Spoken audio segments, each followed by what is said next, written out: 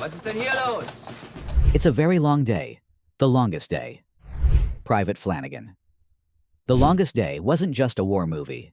It was a logistical battlefield where Hollywood legends clashed with actual D-Day veterans, while producers hemorrhaged money to capture the most ambitious recreation of warfare ever attempted. Behind the pristine black and white imagery lurked catastrophic budget overruns, near-fatal accidents, and a producer so obsessed he mortgaged his career on its success. Cast members who had actually stormed the beaches of Normandy 18 years earlier found themselves reliving their trauma for the cameras. Directors quit. Actors rebelled. The French government threatened to shut down the entire production. Today, I'm revealing 20 weird facts about The Longest Day that will forever change how you watch this cinematic landmark. And stick around for our bonus fact, the shocking discovery made decades later that proves this movie accomplished something no other war film has matched since. Number 15. Henry Fonda's Secret D-Day Connection. The Longest Day wasn't just another war film for Henry Fonda. It was a chance to process his own classified D-Day participation that remained secret for decades. While Fonda plays a fictional character in the film, what audiences never knew was that the actor himself served as a naval operations officer and actually participated in the Normandy invasion. "I was there, but I can't talk about what I did," Fonda cryptically told director Ken Anakin during filming. Some of it's still classified. What remained hidden until decades later was that Lieutenant Henry Fonda had been attached to naval intelligence during the invasion, operating from a ship off the Normandy coast. His wartime assignments included analyzing reconnaissance photographs and helping coordinate naval gunfire support, experience that made his performance uniquely informed.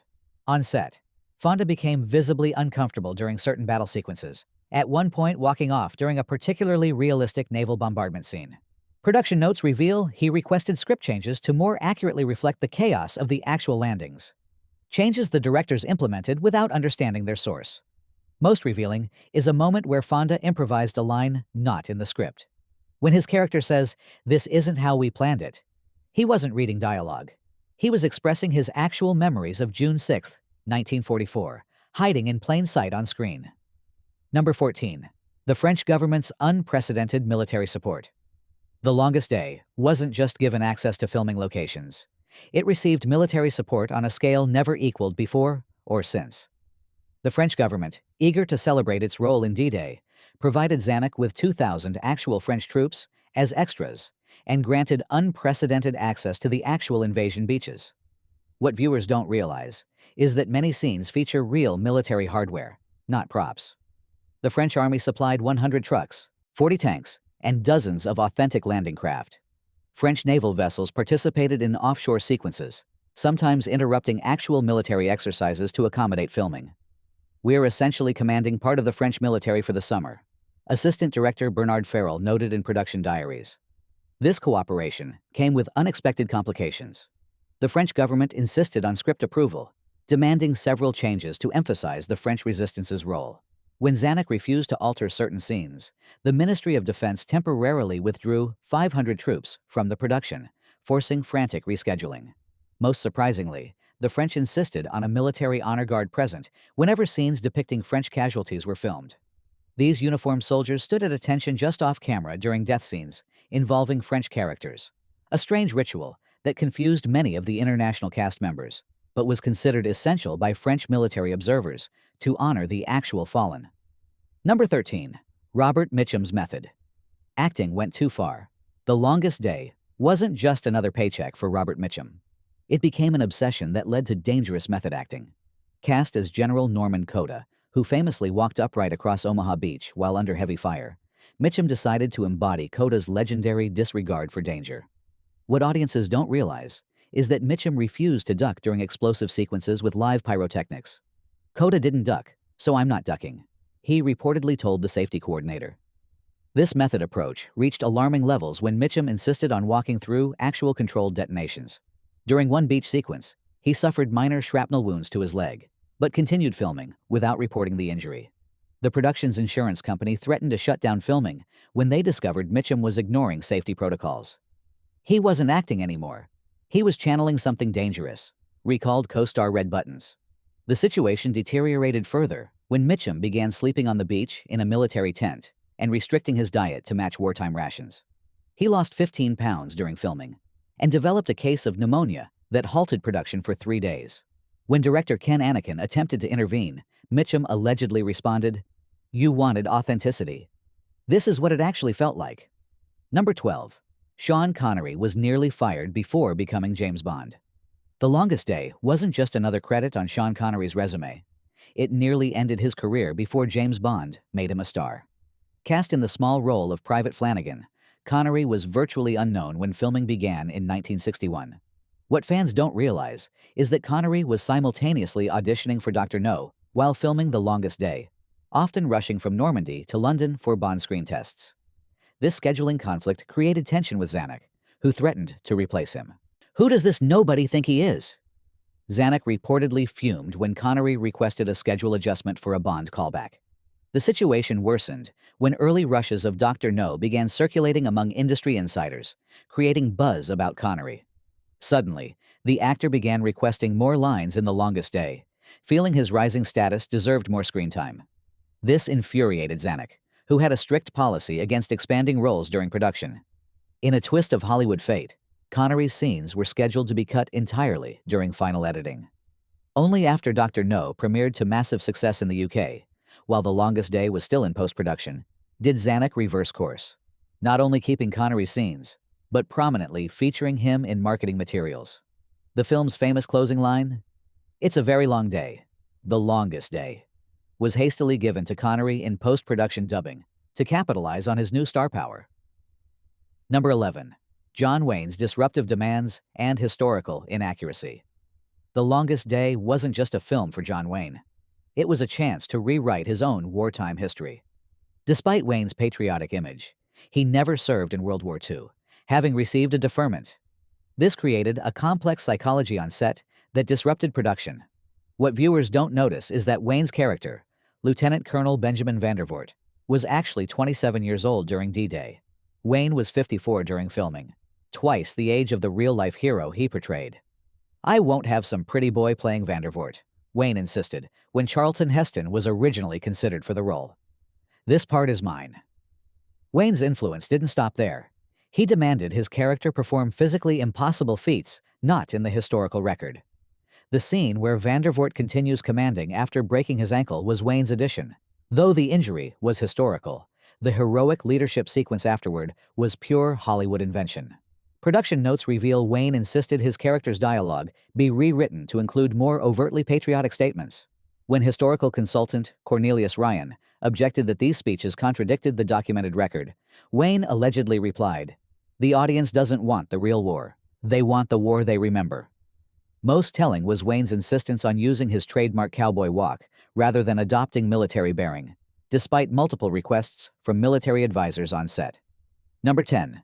The $250,000 Tide Disaster. Go ahead and like and subscribe, because we're about to reveal the massive natural disaster that nearly sank the entire production, and how the footage accidentally captured appears in the final film without anyone realizing it wasn't planned.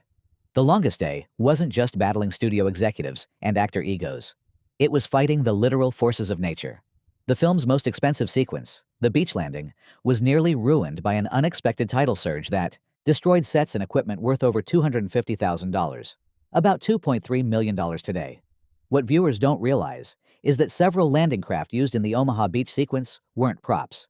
They were actual decommissioned vessels from the D-Day invasion. These historic craft were permanently damaged when freak waves over 10 feet high slammed into the beach during overnight filming. "It was like Neptune himself was objecting to our recreation," recalled production designer Ted Marshall. The disaster struck without warning at 3:00 a.m. during night filming. 3 cameras were swept into the English Channel, and 5 actors suffered minor injuries. Rather than halt production, Zanuck made the audacious decision to incorporate the destructive waves into the film, quickly rewriting scenes to have characters react to the unexpected swells. If you watch closely at the 1:42:15 mark, you can see genuine panic on the actors' faces as a landing craft tilts dangerously. This wasn't acting, but actual fear as the vessel began taking on water. The production lost 3 full shooting days, recovering equipment and rebuilding portions of the beach set. Number 9. The secret sabotage attempts by French locals. The Longest Day wasn't just a challenging production logistically. It faced active resistance from locals who didn't want their trauma commercialized. While the French government officially supported the film, many Normandy residents who had lived through the actual invasion viewed the production as exploitative. What audiences never learned was that locals deliberately sabotaged several filming locations. The night before, a key sequence at Pointe du Hoc, someone cut power cables and damaged generators, delaying filming for an entire day. Anonymous phone calls regularly disrupted scheduling with false weather reports. "We aren't welcome here," Assistant Director Claude Clément wrote in his production diary. "The people who actually lived through this hell don't want us recreating it for entertainment." The situation grew so tense that the production hired local security after discovering sand had been poured into the gas tanks of 3 camera trucks. During beach sequences, local fishermen repeatedly sailed into frame, claiming they were exercising their traditional fishing rights despite the filming. Most disturbing were the anonymous notes left at the production office from purported survivors, warning that disrespecting the dead would bring consequences. The production kept these threats from the cast to avoid further complications, instead quietly increasing security and making donations to local war memorial funds. The film's famous shot of the Normandy coastline? It had to be refilmed 7 times because locals kept finding ways to disrupt the pristine beach scenery. Number 8. The scrapped color footage that could have changed everything. The Longest Day wasn't originally planned as a black and white film. It was shot simultaneously in color. Footage that was later abandoned in one of the most expensive artistic decisions in cinema history. What viewers don't realize is that for the first 2 weeks of production, every scene was captured twice, once in black and white and once in Technicolor. Over 20 hours of color footage was actually shot before the decision was finalized to proceed only in black and white. The color footage looked like a vacation slideshow, Zanuck reportedly said after viewing early rushes. "War isn't pretty. It shouldn't look pretty." The abandoned color footage revealed unexpected problems. Blood effects appeared cartoonish in Technicolor, and the beaches of Normandy looked too idyllic, almost Mediterranean, which undermined the grim tone. Most problematically, the color footage made the age discrepancy between the actors and the historical figures they portrayed much more noticeable. The financial impact was staggering. Nearly $800,000 had been spent on color film stock and processing that was ultimately discarded. 5 cinematographers hired specifically for their color expertise were paid out and replaced mid-production. Most fascinating is that this lost color footage still exists in the Fox archives. Several minutes were included as a special feature on a Japanese DVD release in 2004. But most remains unseen, a vibrant, alternate version of history that audiences have never experienced. Number 7. Richard Burton's dramatic firing and drinking incidents. The Longest Day wasn't just missing Richard Burton in the final cut. He was dramatically fired after completing several scenes. Cast as an RAF pilot, Burton's footage was entirely scrapped and reshot with another actor. What the public never learned was that Burton's infamous drinking had reached crisis levels during production. He arrived on set visibly intoxicated for 3 consecutive days, at one point unable to recall his character's name during filming. "It wasn't unprofessional behavior. It was dangerous behavior," reported aerial sequence director Bernard Wicki. The breaking point came during a complex cockpit scene where Burton was handling actual aircraft controls in a grounded but functional Spitfire. After nearly activating the starter sequence while cameras rolled, safety officers intervened. Zanuck personally terminated Burton that evening. Most shocking was Burton's response. He returned to the set the following day, unauthorized, attempting to convince crew members he hadn't been fired. Security had to escort him from the location, creating a scene that was witnessed by several journalists, but never reported due to Burton's powerful publicist. Rather than admit the embarrassing incident, the production released a statement claiming Burton had withdrawn due to scheduling conflicts with Cleopatra. Ironically, the very production where he would soon meet Elizabeth Taylor, further fueling his alcoholism and creating a scandal that would overshadow both films. Number 6. The script's 120-page military censorship battle. The Longest Day wasn't just adapted from Cornelius Ryan's best-selling book. It underwent extensive classified military censorship that fundamentally altered the story. What viewers don't know is that the original script contained tactical details that military officials from 3 countries demanded be removed. When Zanuck submitted the screenplay for technical advice, he received not suggestions, but requirements. The Pentagon, British War Office, and French Ministry of Defense all sent censors who flagged 120 pages, containing what they considered sensitive military information. despite the events having occurred 18 years earlier. They're censoring history that's already been published, protested screenwriter Romain Gary, himself a decorated war hero. Most significantly, sequences depicting communication failures among Allied forces were heavily redacted. Several scenes showing American units firing on British positions by mistake, incidents documented in Ryan's book, were ordered removed entirely. The French demanded elimination of any scene suggesting the resistance had been infiltrated by German double agents. What makes this extraordinary is that Zanuck secretly filmed several of the censored scenes anyway, planning to include them. During final editing, military officials actually sat in the cutting room, ensuring these sequences never made it to theaters. Most revealing was the Pentagon's insistence on removing a factual sequence, showing General Eisenhower drafting a letter accepting full responsibility if the invasion failed. A historical detail they considered damaging to the heroic narrative, despite being widely documented. Number 5. The invented character that angered veterans. The Longest Day wasn't just historically accurate in its major details. It contained a completely fabricated character that sparked outrage among D-Day veterans. The character of Private John Steele, the paratrooper who famously hung from the Sainte Mère Église church steeple, was real, but his portrayal unleashed controversy. What viewers don't realize is that the real Steele never gave permission for his depiction in the film.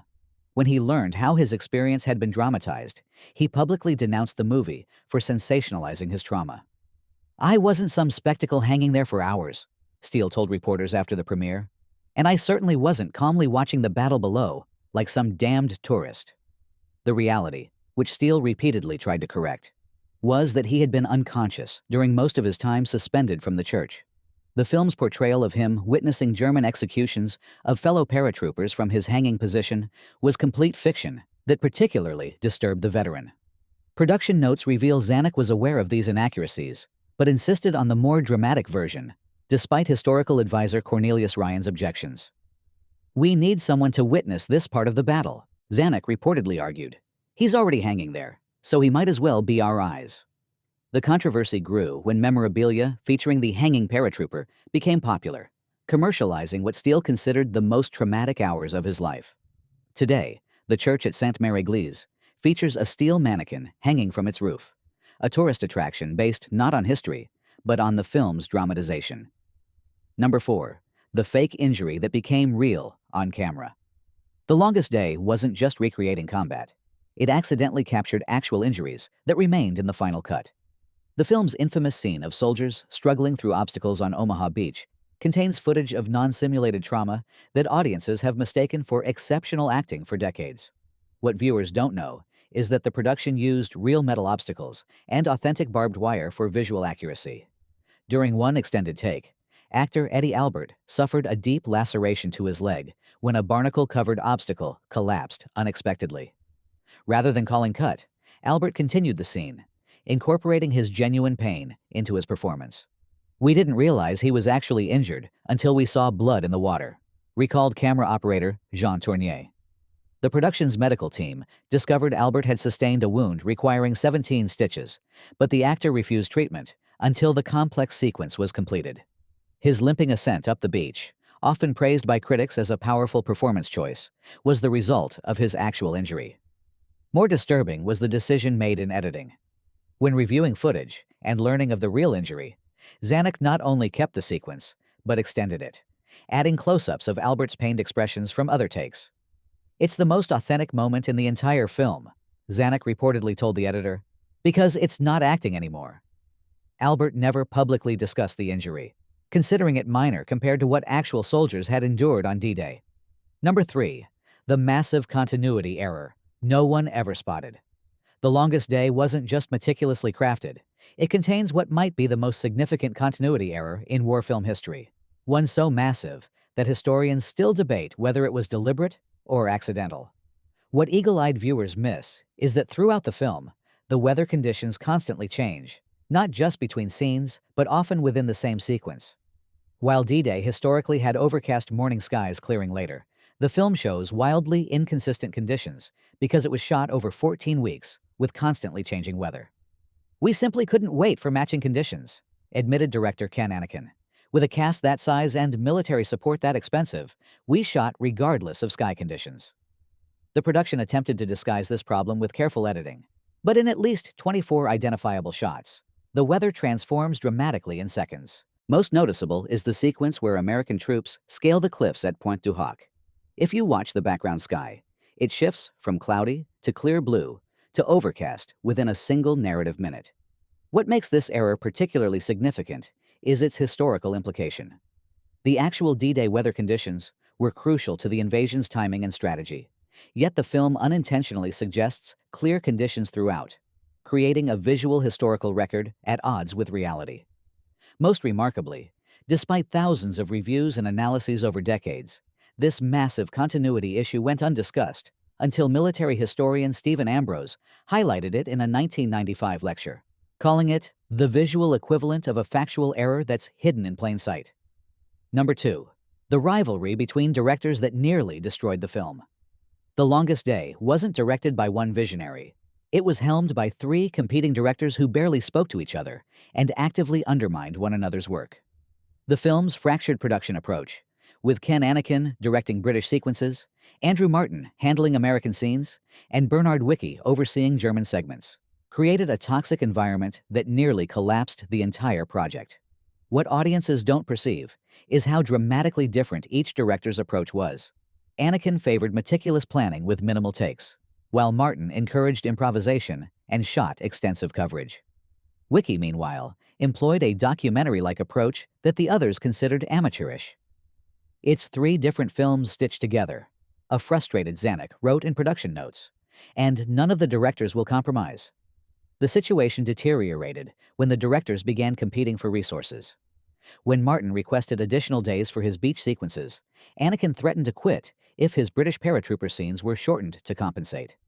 Wicki repeatedly complained that his German sequences were being marginalized, at one point staging a day-long filming strike, where he and his crew appeared on set but refused to shoot.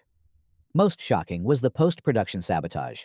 When each director was allowed to supervise rough cuts of their sequences, Anakin and Martin both secretly recut each other's footage, creating continuity problems that required extensive reshoots.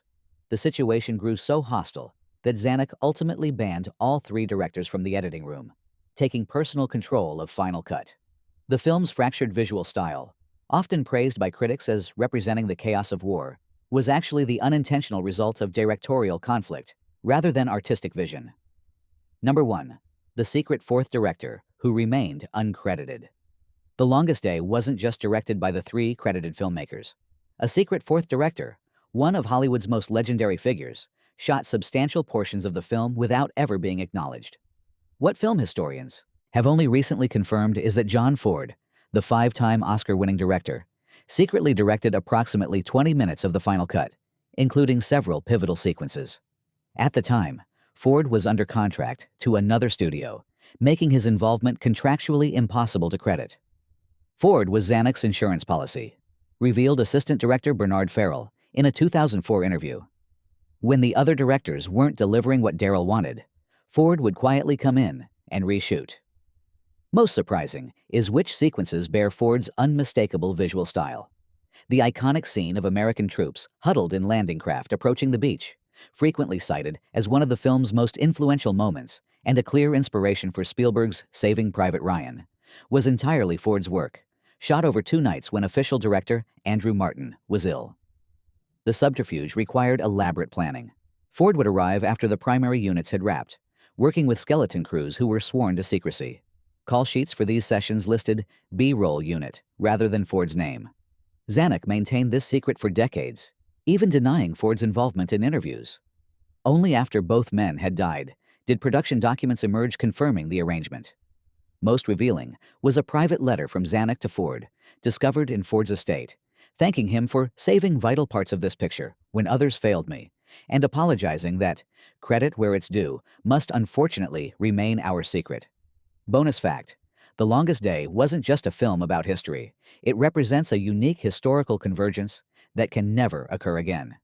What makes this production absolutely singular is that it brought together the actual participants of D-Day, both Allied and Axis, to recreate their experiences while many were still in their prime.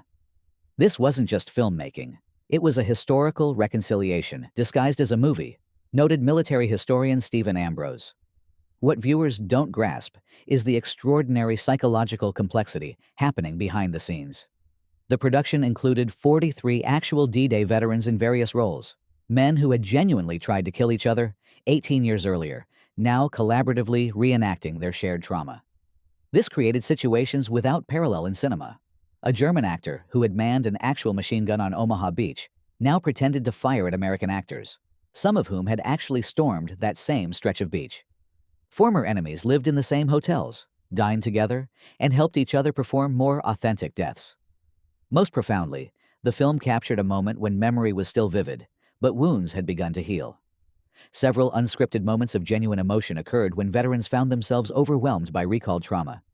The film's powerful reaction shots often capture real psychological responses rather than acting. As producer Zanuck later reflected, "We made something that could only exist in that precise moment, when the war was still fresh enough to be remembered accurately, but distant enough that former enemies could work together to tell its story." No subsequent war film has ever captured such a moment of historical transition, where participants moved from warriors to witnesses of their own history. The Longest Day wasn't just a war movie. It was itself a battlefield where art and history collided, where entertainment and remembrance fought for dominance, where the line between recreation and reality blurred beyond recognition. The film's legacy isn't just its influence on war cinema or its unprecedented scale. It's the unique historical document it created, a moment when those who made history took control of how that history would be remembered. If you enjoyed these revelations about The Longest Day, go ahead and subscribe for more deep dives into cinema's hidden histories. And drop a comment below with which classic film you'd like me to investigate next. Until then, remember, sometimes the most powerful stories are happening behind the camera, not in front of it.